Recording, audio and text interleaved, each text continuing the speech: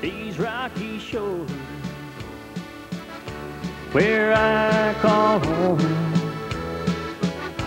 where my heart longs to be. Whenever I roam, it's these rocky shores, it's where I long to be.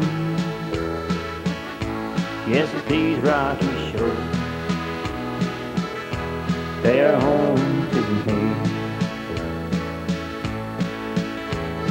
Whenever I leave here, it hurts me so, with tears in my eyes. Oh, I hate to go. There ain't no work, and the kids need new clothes. The bills need paying, so I must go. These rocky shores, where I call home, where my heart longs to be. Whenever I roam, yes, these rocky shores, it's where I long to be. Yes, these rocky shores, they're home to me.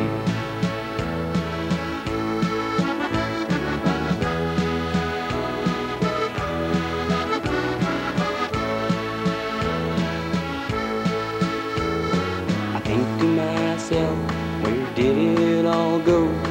The life I once had on the ocean's gentle road. With tears in my eyes and my head in my hands, away from my family, I hope they understand. That is these rocky shores, where I call home, it's where my heart longs to be. Whenever I roam, yes, these rocky shores, where I long to be. Yes, these rocky shores, they are home to me. Yes, these rocky shores, they are home to me.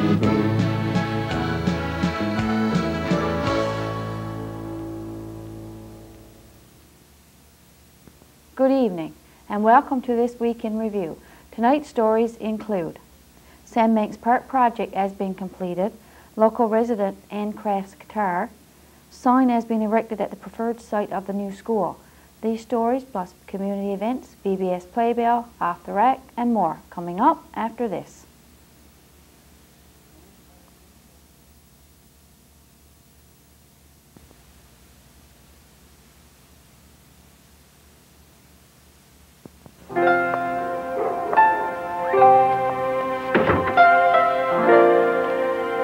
Dear Mrs. Coleman, you don't know me, but I know you know my old red house at the end of the lane.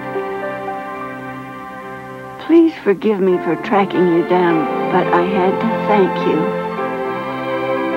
I'm not sure what inspired your kindness. Oh, it's a godsend.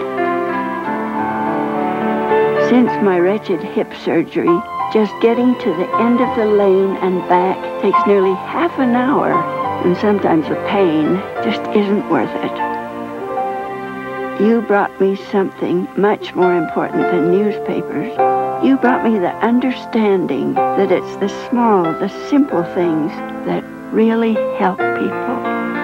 If you're doing just a little, you're helping a lot. From the Church of Jesus Christ of Latter-day Saints. On Tuesday of this week, we visited Sandbanks Park to take a look around at all the new improvements that the workers have made. The project was finished on Friday of this week. The improvements are very noticeable. At the end of the parking lot towards the pond, a rain shelter has been constructed. The rain shelter has a cement floor, and there is a 174-foot wheelchair ramp leading to a platform and goes to the park road leading to the campsites.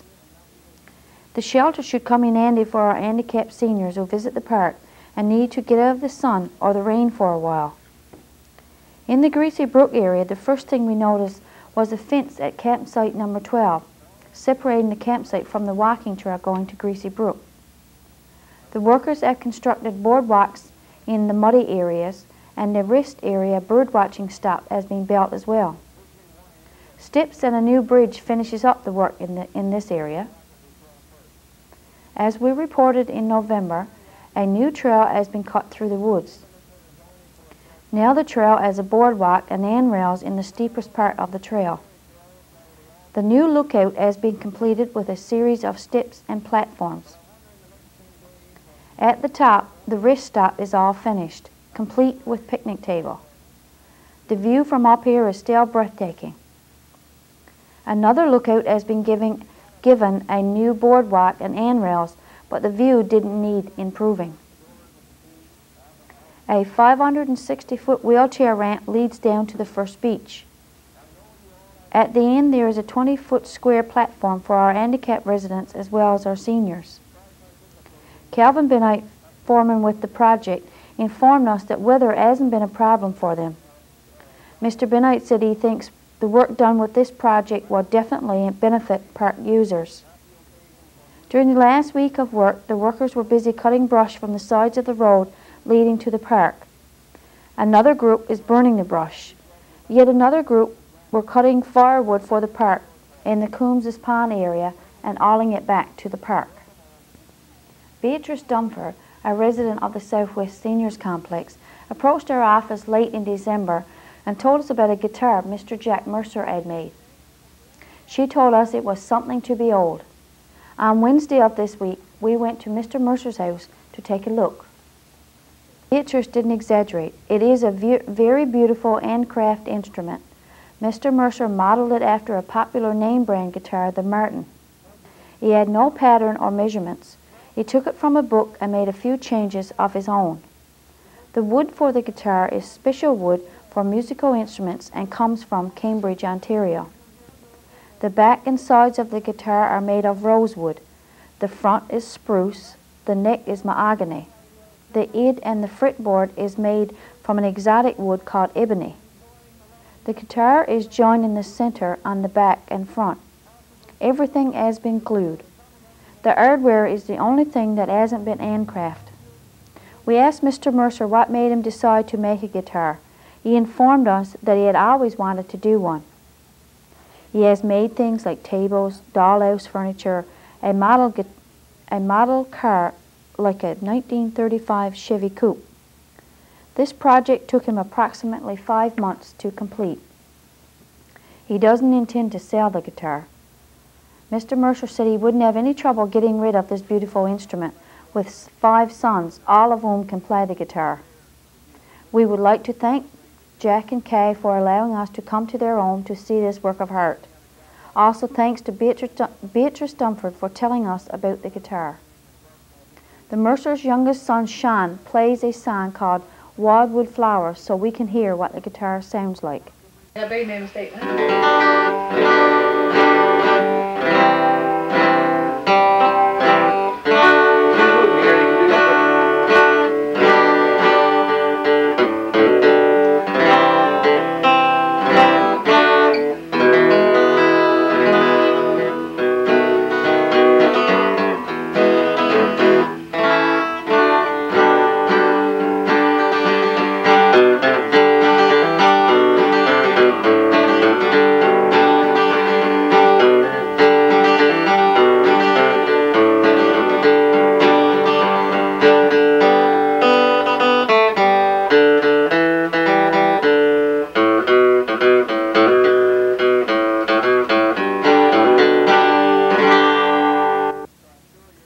Have you ever wished you could attend one of your favorite sporting events, for example, a Montreal Canadian hockey game?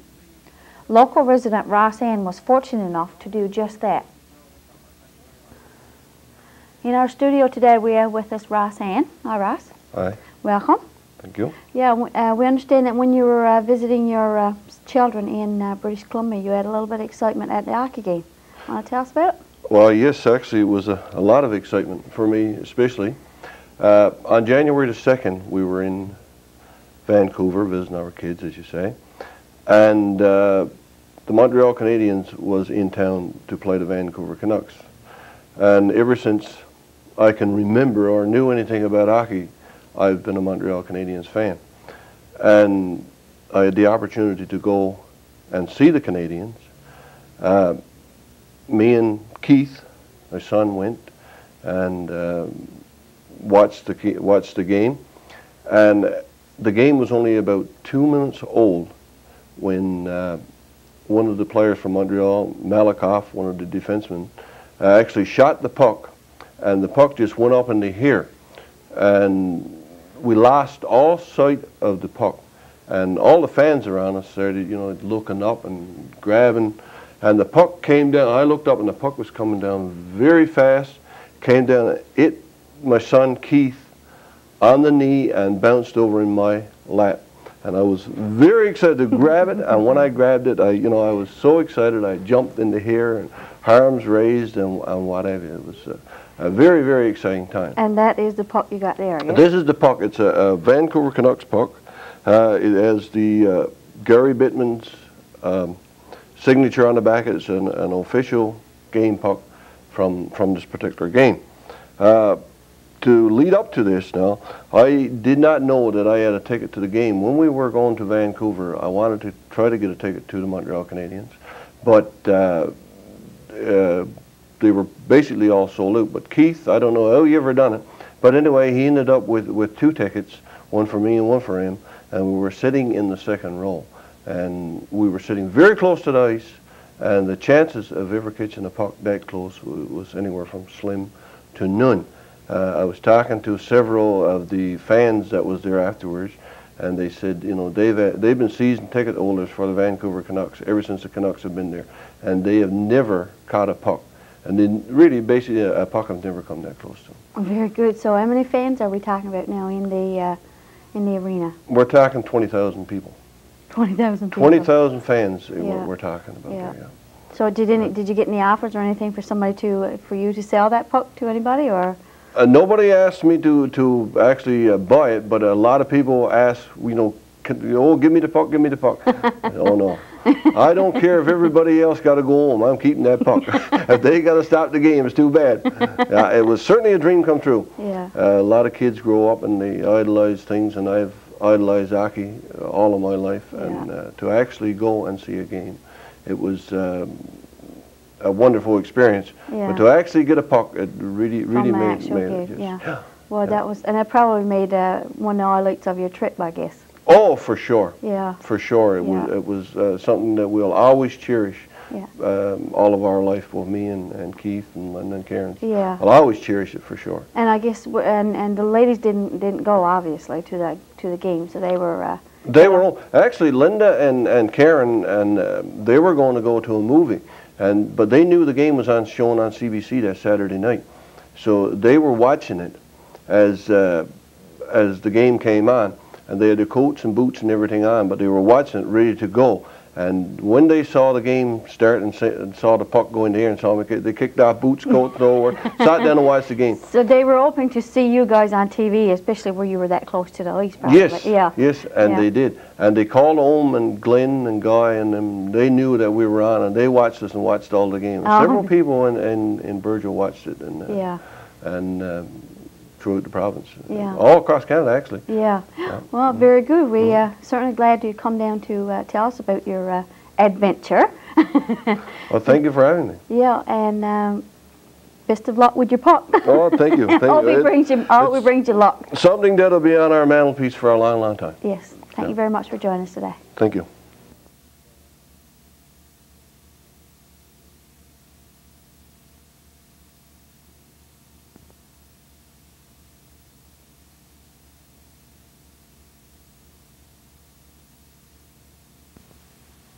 Stay with us for more of This Week in Review coming up in just a moment.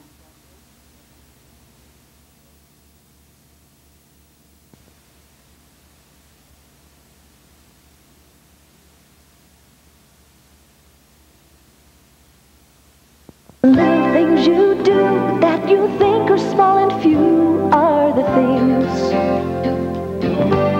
that mean the most to me. So just keep giving whatever you're giving, 'cause even when you're giving just a little, If you're doing just a little, you're helping a lot. it helps a lot. From the Church of Jesus Christ of Latter-day Saints. It helps a lot. On Thursday of this week, John Grant, chairperson of the local health care committee, stopped by our studio to share some information with us on the public forum the Western Health Care Cooperation will be hosting. Today with us in our studio we have John Grant, chairperson of the local health care committee. Welcome, John. Thank you. And I understand that you have some information for us about the public forum hosted by the Western Health Care Cooperation. Yes, on January 22nd at 5 p.m. there's going to be a public forum held at Community Center here in Burgeo. The reason it's at 5 o'clock is because they're trying to accommodate people from Ramya, so they wouldn't have to stay overnight, so to get over at 3 and get back at 8 after the meeting type of thing, right? Okay. And what's the purpose of the forum? The purpose of the forum is to allow the Western Healthcare Corp a chance to inform the people of Burgeo on the district in its plans to deliver healthcare services throughout the region and allow the corporation to get feedback on these concepts from the people. Okay, so basically they're coming out and they're going to want our input on... on what changes are coming up. And secondly, to elaborate a bit more on that, the Western Healthcare Corp are hoping to set up a 3-member steering committee to guide the establishment of a district advisory council. Okay. I mean, in the region now, they've got the region divided into 7 zones. Okay. Burgeo being one of the zones with Ramya, Grey River, Franceway, and Grand Brit, right? The thing is now, they're going to be looking for nominations at this meeting on Friday to set up this advisory council, or the steering committee, I should say, of the advisory council, right? People will be nominated and elected to sit on this council, same as any other election type of thing, you know.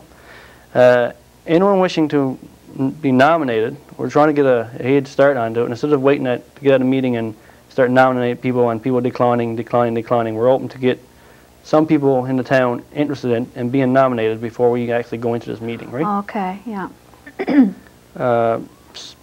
For now, like, if anybody out there now wanted to be nominated, they can either contact me or Joyce Green, Roger Ann, Alice Coster, Violet LaFosse, or Elsie Rose. Now, there's some people that will be contacted directly. We will all be calling on certain people. So you kind of like made up a list. We made up a list, went through a list, and picked out so many names and whatever, and we're going to call these people and ask them directly. And I'd like to urge, please give it a lot of thought before turning down a nomination or accepting a nomination, right? So this is a very important part of it's a very important. So the thing is, the Western Healthcare Corp are like every other thing is changing, constantly changing, right? And they thought this would be the best way for them to get feedback from the people, like in which direction to go. Okay. And rather than for them actually make changes and then people trying to change it. Okay. They said, well, let the people have an input before the changes are actually made. And then they can go from there. Go from there, right? Like, for example, if we wanted new machinery, or they wanted to give us new machinery up the hospital, and we said, well, no, we really don't think we need that, but we would like to have. Yes. Or the other way around, that type of thing. So people from Burgeo, Ramya, and the surrounding area would get a chance to say what is going on in our hospital. Yes. Okay. Now this, I got to stress, this board will be meeting directly with the healthcare board itself, the decision makers. Okay. I mean, the way is now, if you got a concern with healthcare, you got to go work through the system. Whereas with this new advisory council, that you'll be meeting with the change makers. Okay, so you're going to be right there. Right there on the spot. Yeah. To get a head start on everything. So if you're a part of this committee, and I assume the committee will be having meetings and whatnot with public, or?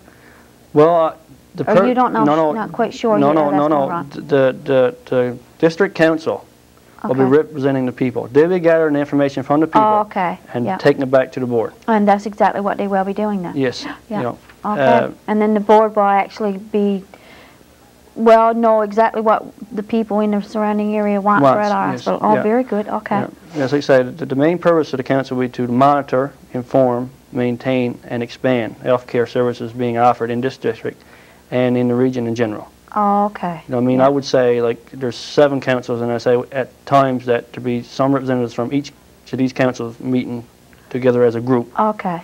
It's I've got to stress this, it's regionalized. Yeah. Okay. They want to improve healthcare in the entire region because, like everything, we can't just look at our hospital in general. Yes. Because, I mean, there's people from Burgeo traveling to Cornbrook every other day. Yeah. For surgery and whatnot, so it's got to be looked at regionalized. Okay. You know, with our concerns, you know, being there too, right? With our concerns being there too, yeah. Yeah. So who will be attending from the Western Healthcare Committee? Well, Dr. Eric Parsons, that's the CEO. He'll be out, and Rob Kinney, that's the Vice President of Human Resources. Mr. Troy Freeborn is the Vice President of Finance, and Rose Staples Payne, that's the site facilitator here. They'll be all there together, right? Okay. But, you know, I mean, it's like everything else, like healthcare, like everything else, is constantly changing, right? Our needs change as well as our services that we are offered change. So we need a strong voice to look after the best interests of the people of this district and the region in general, right? Yeah. And to move forward into a happier, positive outlook in healthcare. Okay. You know, so the important thing is, the stress is, I want to get a big crowd out at 22nd. You know, if you get a small crowd, it's kind of like discouraging to the ones that's coming out. Like if you only show up with like a half dozen people that don't show like the town is really concerned. Yeah. You know what I mean? And the thing is, I find a lot is there's no trouble to bring a big crowd out when there's something major coming down. Yeah. I mean, if something happening, there's always a big crowd. Yeah. But now, I mean, it's the Western Health Care Corp that's sitting up to once this committee started. Yes. They're saying, look, here's your chance. Yeah. To have an input into all the changes that's going in. You know what I mean? So don't let it pass. Yeah. I mean, don't let it pass. It's too late afterwards. You mean, here's a chance to have your input into everything before anything kind of starts. Okay. So, you know. So if anybody is interested in being nominated, is there so many positions on the... I think, ideally, what they're looking at now is probably about 9 people on this. Okay. 9 voting members on this committee. And I guess the steering committee will actually decide like how many from each zone, but ideally I guess it would be probably like 3 from Burgeo, 2 from Ramia, maybe 1 from either like Grand Brit, Francois, and Grand Brit, or even if there's somebody there that actually, like, say, came from Grand Brit and wanted to act on Grand Brit's behalf type of thing. Okay. Right? So that would be the ideal, I guess, like a 8 or 9 people on the team. Okay. Now our 2 board members for the district, now that's Barbara Barter and Norm Marsden. Now Norm is with the Western Healthcare Board, and Barbara, I think, is with Community Health Western. Okay. Now these 2 people will also be sitting on this board as non-voting members. Okay. And also the site facilitator will be sitting on this board as a non-voting member. Okay. So it'll be like a good way for a change of information. Okay. You know what I mean? Yeah. You know, she'll bring information from the site back to the meeting and whatever, right? Okay. Yeah, so it's very important that if anybody's interested in being nominated, that they either call some of those people you just named out or come to the meeting. Yeah, because the thing is, if you don't make it known that you would like to sit on this board, I mean, if you sit in a room, you could nominate all kinds of people, and all kinds of people would decline.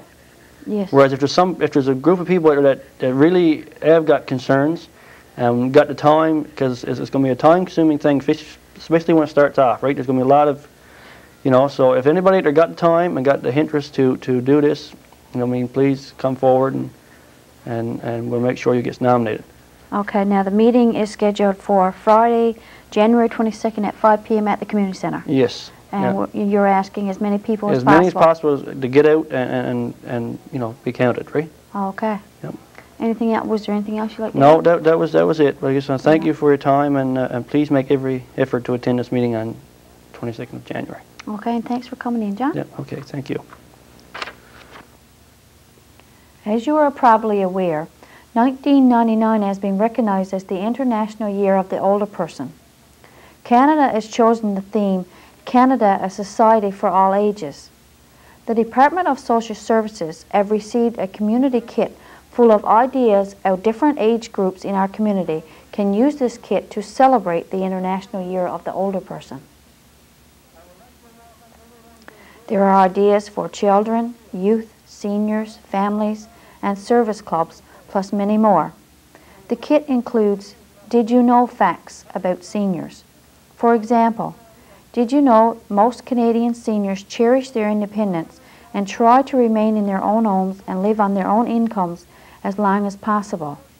The use of home care and other services does not make the senior more dependent. In fact, these services help many seniors live in their own homes longer. This community kit book also includes quotable quotes on aging, like this one by John G. Diefenbaker. While there's snow on the roof, it doesn't mean the fire has gone out in the furnace. If you would like to have a copy of the community kit book, you can call the Department of Health and Community Service in St. John's at 709-729-3428 or fax 709-729-5824. On Tuesday of this week, our office received a call informing us that a sign was to be erected at the preferred site of the new school.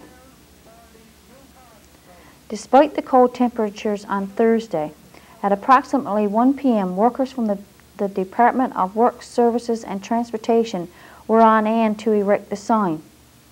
The ground was frozen, of course, and the sign had to be fastened with wire to the playground fence. This is the first sign towards getting our new school started.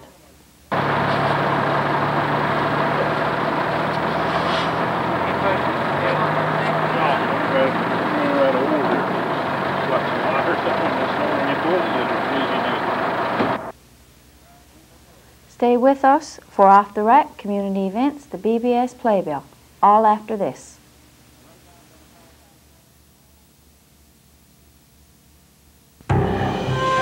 Icebergs drift south. Humpbacks migrate to the north. This is the place where their paths cross. They say you can't see the icebergs for whales. Imagine that.